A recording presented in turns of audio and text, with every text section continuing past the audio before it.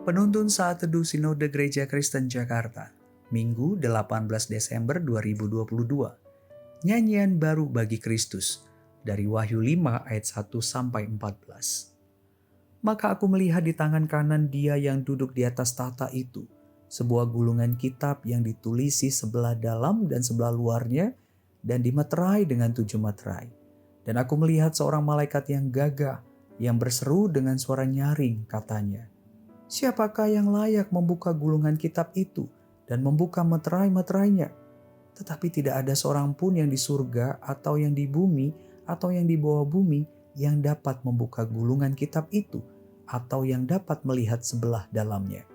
Maka menangislah aku dengan amat sedihnya, karena tidak ada seorang pun yang dianggap layak untuk membuka gulungan kitab itu ataupun melihat sebelah dalamnya. Lalu berkatalah seorang dari tua-tua itu kepadaku, "Jangan engkau menangis.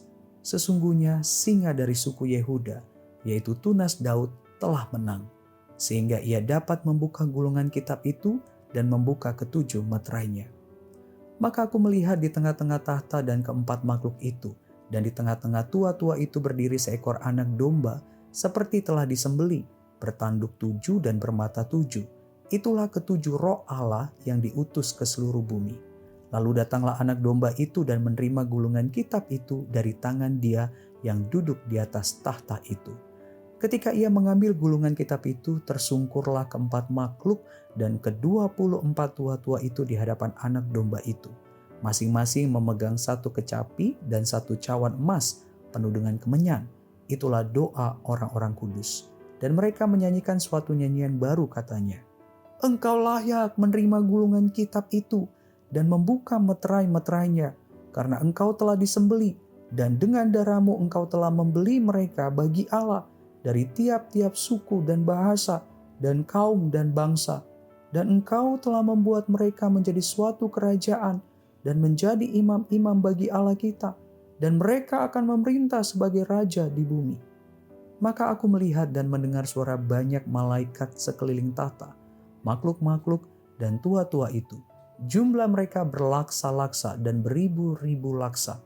Katanya dengan suara nyaring, "Anak domba yang disembelih itu layak untuk menerima kuasa dan kekayaan dan hikmat dan kekuatan dan hormat dan kemuliaan dan puji-pujian." Dan aku mendengar semua makhluk yang di surga dan yang di bumi dan yang di bawah bumi dan yang di laut dan semua yang ada di dalamnya berkata, "Bagi Dia yang duduk di atas tahta dan bagi anak domba adalah puji-pujian dan hormat dan kemuliaan dan kuasa sampai selama-lamanya." Dan keempat makhluk itu berkata, "Amin." Dan tua-tua itu jatuh tersungkur dan menyembah.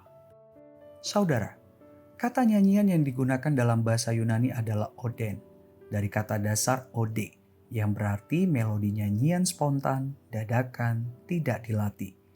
Nyanyian ini berisi kesaksian tentang Tuhan dan perbuatan-perbuatannya yang ajaib. Sementara kata baru dalam bahasa Yunani menggunakan kata kainen, dari kata dasar kainos, yang berarti baru dalam kualitas, belum ditemukan persis seperti ini sebelumnya. Kata ini juga bisa diartikan dari jenis baru, belum pernah terjadi sebelumnya, tidak biasa, belum pernah terdengar.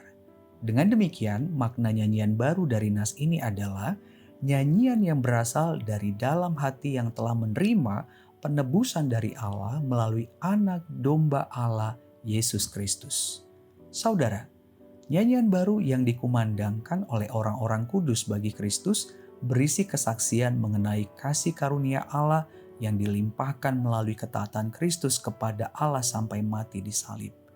Kristus mencurahkan darahnya demi penebusan dan pemulihan identitas umat pilihan Allah. Dari dalam hati orang-orang kudus yang telah ditebus tersebut, lahir nyanyian baru yang mengagungkan Kristus Yesus.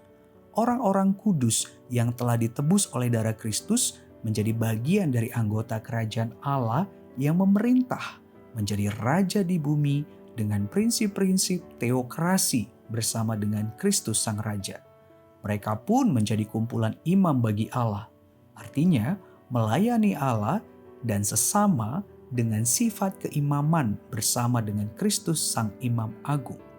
Hanya karena kasih karunia Allah di dalam karya salib Kristus Yesus, maka orang-orang kudus memperoleh penebusan dan pemulihan identitas yang dinikmati selama-lamanya. Saudara, kelak ketika kita berada di langit bumi baru, kita pun akan menyanyikan nyanyian baru bagi Kristus yang berisikan kata-kata yang mengagungkannya dengan perbuatan yang ajaib. Hutang dosa kita telah dilunaskan melalui kematiannya di salib. Kita dilewati dari murka Allah dan dilimpahkan kasih karunia Allah berupa penebusan, bahkan pemulihan identitas kita. Kita menjadi bagian anggota kerajaan Allah yang dijadikan raja di bumi dalam arti memimpin dengan prinsip-prinsip kerajaan Allah bersama dengan Kristus Sang Raja untuk menghadirkan shalom bagi lingkungan kita.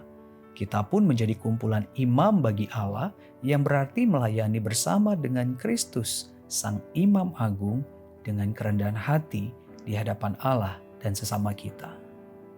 Nyanyian baru bagi Kristus Yesus selalu berisi kesaksian mengenai karya penebusan dan pemulihan identitas bagi umat pilihan Allah melalui karya salibnya. Tuhan Yesus memberkati.